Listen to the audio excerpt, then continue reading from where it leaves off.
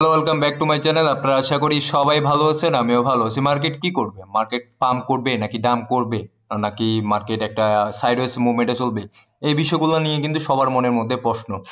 কারণ কি, একটা জিনিস আপনারা মাথায় রাখবেন যে ডোনাল্ড ট্রাম্প কিছুদিন ধরে যেই পরিমাণ মার্কেটকে ম্যানিপুলেশন করতেছে, বা তার যে কথা 1 ঘন্টার মধ্যে কথা চেঞ্জ হয়ে যায়, এই যে কথাগুলো চেঞ্জ হয়ে যাচ্ছে, এইটা মার্কেটের উপর খুব বেশি প্রভাব পড়তেছে। সো এই যে প্রভাবটা পড়তেছে, মানুষ কনফিউজ হয়ে যাচ্ছে যে মার্কেটে অ্যাকচুয়ালি কি করবে।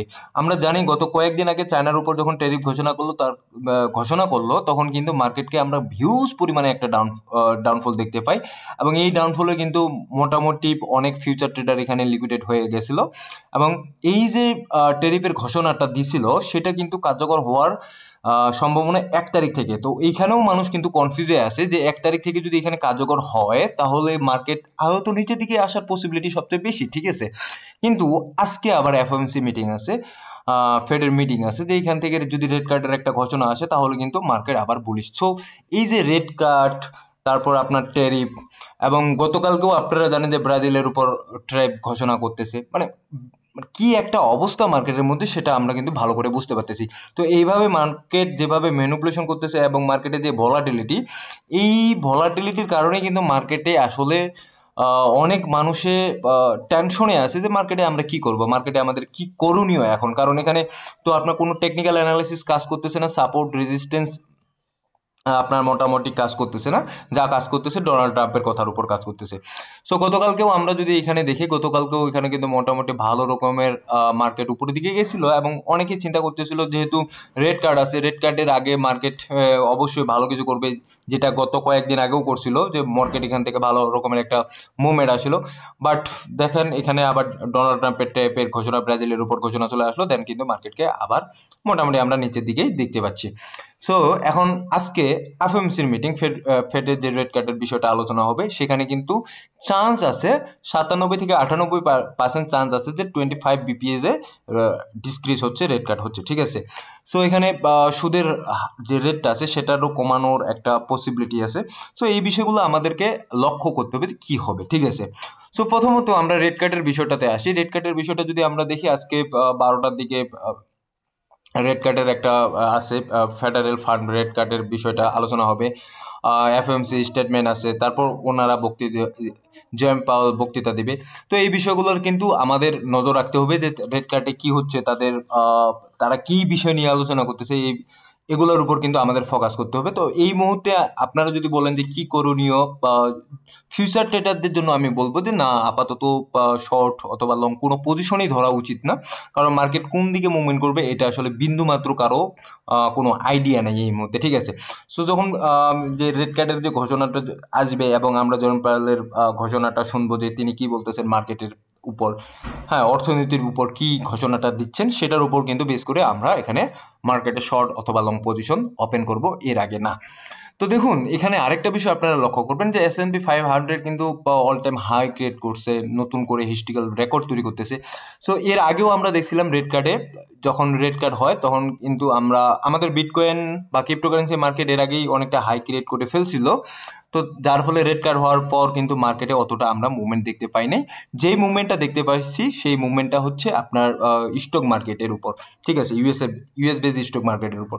সো সিমিলার প্যাটার্ন কিন্তু আমরা এখানেও লক্ষ্য করতেছি, যে S&P 500 এখানে অল টাইম হাই ক্রিয়েট করতেছে। আপনার কিন্তু মোটামুটি এখানে কিন্তু বিটকয়েনের দিকে যদি তাকায়, বিটকয়েন কিন্তু এখন মোটামুটি এমন একটা জোনের মধ্যে আছে, যে জোনটাতে এটা কিন্তু আমি একটা শর্টার টাইম ফ্রেমে, 4 আওয়ার টাইম ফ্রেমে আপনাদেরকে দেখাচ্ছি। মোটামুটি এখানে কিন্তু সাইডওয়েজ একটা মুভমেন্টে ক্রিয়েট করতেছে, বা এই জায়গাটাতে একটা বেস নেওয়ার চিন্তা ভাবনা করতেছে। বাট এখানে সাপোর্ট নিবে কিনা, এই যে সাপোর্ট জোনটা আছে, এখানে সাপোর্ট নিবে কিনা, সেটা টোটালটা এই মুহূর্তে ডিপেন্ডস করতেছে যে রেড কার্ড হবে কিনা। সামনের দিকে ডোনাল্ড ট্রাম্প যে চায়নার উপর ট্যারিফ ঘোষণা করছে, সেই ট্যারিফটা এখানে কার্যকর হবে কিনা, সেই বিষয়গুলোর উপর কিন্তু ডিপেন্ডস করতেছে। তো যাই হোক, এখানে এখন কথা হচ্ছে যে মার্কেট যদি যদি মার্কেট নিচের দিকে আসে, তাহলে কতটুকু নিচের দিকে আসার পসিবিলিটি আছে, সেই বিষয়টা নিয়ে আলোচনা করব। এবং তার পাশাপাশি আলোচনা করব যে এখানে টোটাল থ্রির যে বিষয়টা আছে, টোটাল থ্রি কি সিচুয়েশনে আছে, সেই বিষয়টাও আমাদের আলোচনা করতে হবে। সো দেখুন, এখানে আমরা যদি দেখি যে ট্যারিফ ঘোষণার পরেই ডোনাল্ড ট্রাম্প চায়নার উপর ট্যারিফ ঘোষণার পরেই কিন্তু এখানে মার্কেট 1,09,000 পর্যন্ত আসছিল। দেন কিন্তু মার্কেট কিছুটা উপরে যাওয়ার পরে আবার মার্কেটকে এখানে কত দূর পর্যন্ত নিয়ে আসছিল, এখানে আমরা যদি দেখি 1,03,000 পর্যন্ত নিয়ে আসছিল, ঠিক আছে। সো এখন আপনারা যদি এই জোনটা দেখেন, এই জোনটা কিন্তু মোটামুটি ভালো রকমের একটা সাপোর্ট জোন আছে, এবং এটাকে যদি আমরা সাপোর্ট জোন বলি, এবং এইখান থেকে যদি সাপোর্ট নিয়ে মার্কেট উপরের দিকে যায়, তাহলে তো আমাদের মোটামুটি হয়ে গেল যে না, এখান থেকে মার্কেট একটা ভালো স্পাইক বা ভালো একটা মুভমেন্ট সামনের দিকে তৈরি করবে যদি এটা সাপোর্ট নিয়ে নেয়। বাট আনফর্চুনেট, যদি এটা সাপোর্ট না নেয়, মার্কেট যদি এখান থেকে নিচের দিকে আসে, তাহলে আমরা কোথায় দেখতে পাবো? অবশ্যই বিটকয়েনকে বিলো 100 দেখার পসিবিলিটিও আছে কিন্তু, ঠিক আছে, বিলো 100K পসিবিলিটি আছে। এখন যদি বিটকয়েন এখানে বিলো 100K নিচে চলে আসে, তাহলে আমাদের অলস কয়েন কি হবে সেই বিষয়টাও কিন্তু আমাদেরকে আলোচনা করতে হবে। সো এই মুহূর্তে রেড কার্ডের নিয়ে কিন্তু সবাই টেনশনে আছে, এফওএমসি মিটিং বলবে না বলবে। এখানে যদি রেড কার্ড কোনো কারণে না হয়, তাহলে তো মার্কেট পড়বেই, 100-এ 100 আপনার ধরে থাকুন যে মার্কেট এখানে পড়বে। হয়তো বা কিছুটা মার্কেট কিছুটা উপরের দিকে মুভমেন্টাম তৈরি করতে পারে, বাট দিন শেষে মার্কেট নিচের দিকে, কারণ মার্কেটের এই মুহূর্তের যে টানটা, সেই টানটা কিন্তু পুরাটাই বোঝা যাচ্ছে মার্কেটকে নিচের দিকে নামানোর চেষ্টা কিন্তু মার্কেটে খুব আছে। সো যেটা মার্কেট উপরের দিকে যাবে, টোটালটাই ডিপেন্ডস অন চায়নার উপর ট্যারিফের কার্যকরটা, এবং যদি না হয় সেটা, তাহলে মার্কেট উপরের দিকে যাবে, এবং যদি রেড কার্ড হয় সেক্ষেত্রে মার্কেট উপরের দিকে যাবে।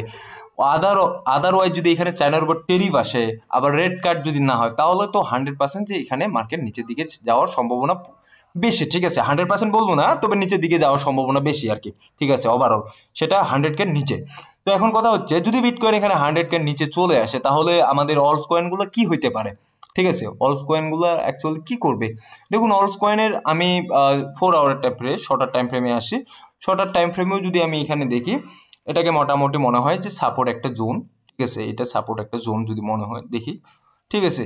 সাপোর্ট জোন থেকে কিন্তু মার্কেট মোটামুটি একটা ভালো রকমের একটা বাউন্স ব্যাক করছে, বাট কোথায় একটাই থাকতেছে যে মার্কেটে সেই জোনটা যদি সাপোর্ট না নেয়, এবং তাহলে কিন্তু মোটামুটি মনে করেন যে মার্কেট আরো নিচের দিকে বা আরো নিচে কারেকশন নেওয়ার পসিবিলিটি আছে।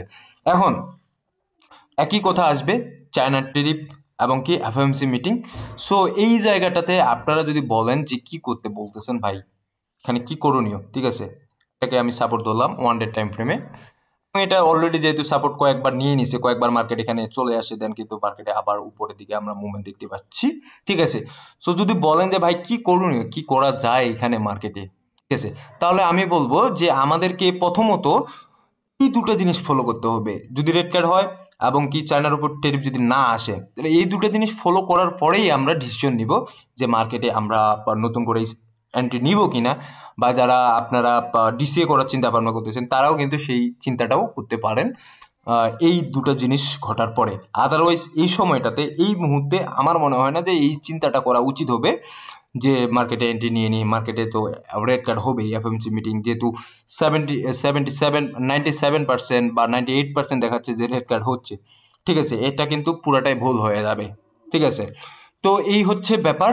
আর যদি আমরা দেখি যে ফেড রেড কার্ডের বিষয়টা, সেটা কিন্তু অলরেডি মোটামুটি যে কনফার্ম বলতেছে, যে অলরেডি মোটামুটি কনফার্ম যে হ্যাঁ রেড কার্ড হওয়ার পসিবিলিটি আছে। তারপরও কিন্তু আমাদেরকে একটু ওয়েট করতে হবে, অন্তত আজকের যে দিনটা আছে সেই আজকের দিনটা পর্যন্ত আমাদেরকে ওয়েট করতে হবে, 12টা পর্যন্ত দেখতে হবে যে রেড কার্ড এখানে হচ্ছে কিনা। বাট যদিও রেড কার্ড হয়, তাহলে আপনার মোটামুটি অন্যান্য যে বিষয়গুলো আছে, যেমন কি বক্তৃতা দিচ্ছে, সেই বিষয়টাও কিন্তু আমাদেরকে নজরে রাখতে হবে, ঠিক আছে। সো আজকে কোনো কয়েন নিয়ে আলোচনা করলাম না, কারণ আমাদেরকে এই বিষয়টার উপর যেহেতু আগে নজর দিতে হবে। তাছাড়া মার্কেট কি করবে না করবে সেই বিষয়টাও কিন্তু একটা গুরুত্বপূর্ণ। সো কয়েন নিয়ে আলোচনা করব আগামী দিনে, যদি মার্কেটের অবস্থান ভালো দেখি, মার্কেট যদি ভালো মুভমেন্ট একটা তৈরি করে, সেক্ষেত্রে আগামী যে ভিডিও আছে সেই ভিডিওতে আপনাদেরকে আমি কয়েন সম্পর্কে সাজেস্ট করব। সো ধন্যবাদ সবাইকে, ভালো থাকবেন, সুস্থ থাকবেন, দেখা হবে নতুন কোনো ভিডিও নিয়ে আগামী দিনে।